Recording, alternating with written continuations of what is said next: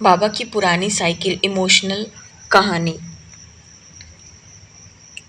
ये घंटी 15 साल से नहीं बजी, पर आज भी इसकी आवाज़ मेरे कानों में गूंजती है। ये कहानी है उस आवाज़ की, मेरे बाबा की, और एक ऐसी साइकिल की जिसने हमारा पूरा बचपन खींच कर चला दिया था। साल था 1998। गांव का एक छोटा सा घर। बाबा रमेश पोस्टमैन थे। सुबह 5 बजे उठते, अपनी पुरानी एटलस साइकिल निकालते और 20 किलोमीटर तक डाक बांटने निकल जाते। उनकी साइकिल की टोकरी कभी खाली नहीं लौटती थी। कभी उसमें मेरे लिए टॉफ़ी होती, कभी अमरूद और कभी पतंग। बारिश हो या धूप, बाबा की साइकिल रुकती नहीं थी।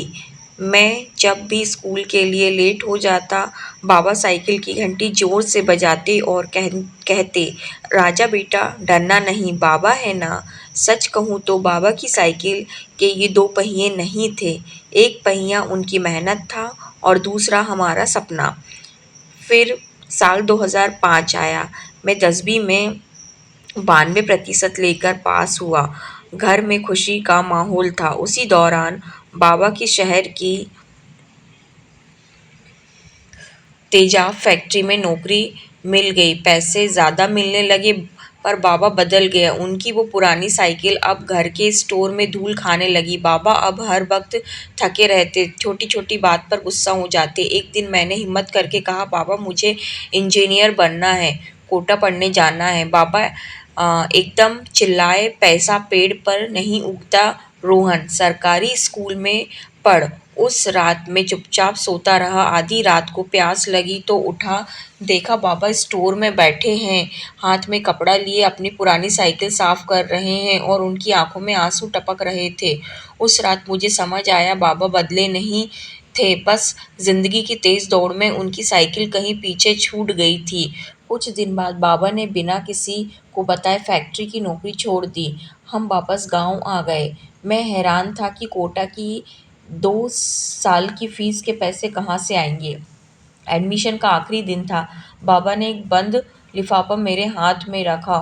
उसमें 2.5 लाख रुपए थे। मैं खुशी से उछल पड़ा, पर उसी शाम माँ ने रोते हुए सच बताया, बाबा ने अपनी एक किडनी बेच दी थी। ये पैसे उसी के थे। मैं भागता हुआ अस्पताल पहुंचा।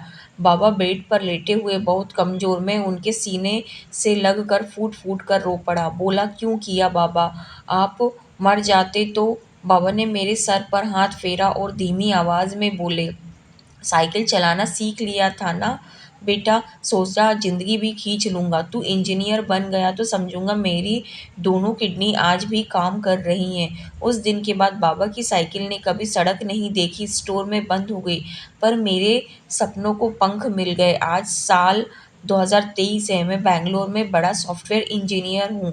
2 करोड़ का फ्लैट है, BMW कार है, पर हर दिवाली में गांव जरूर आता हूँ। बाबा अब बहुत कमज़ोर हो गए हैं, चलने में तकलीफ़ होती है। पिछली दिवाली में BMW की चाबी लेकर बाबा के पास गया, बोला, बाबा ये आपके लिए। बाबा ने चाबी देखी और हंस दिए, बोले, बेटा ये तो बहुत सुंदर है, पर इसमें घंटी कहाँ है, मैं बजाऊंगा कैसे ये कि मेरा बेटा आ गया है। उनकी ये बात सुनकर मैं अंदर तक टूट गया। उस रात में सो नहीं पाया।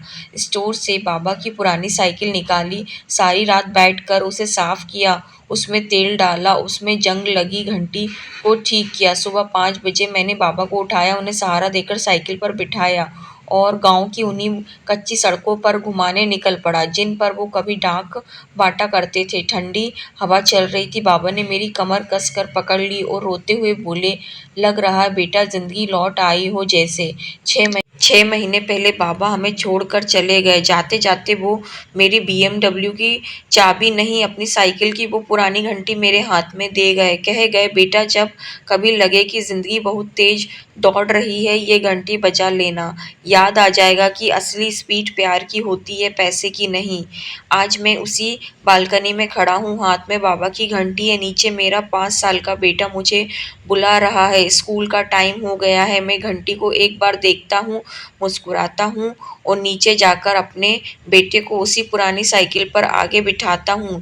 जाते-जाते ज़ोर से घंटी बजाता हूँ ताकि उस ऊपर वाले को भी सुनाई दे कि बाबा आपकी साइकिल अब भी चल रही है। तो दोस्तों, अगर आपके माँ-बाप ज़िंदा हैं तो फ़ोन उठाओ और अभी उन्हें का कॉल करो, शायद वो भी इस घंटी की आवाज़ का इंतज़ार कर रहे हों, क्योंकि माँ-बाप की कुर्बानियाँ लिखी नहीं जाती, महसूस की जाती हैं। आपको ये कहानी कैसे लगी कमेंट करके ज़रूर बताएँ और कृपया अपने माँ-बाप को समय दें। Thank you.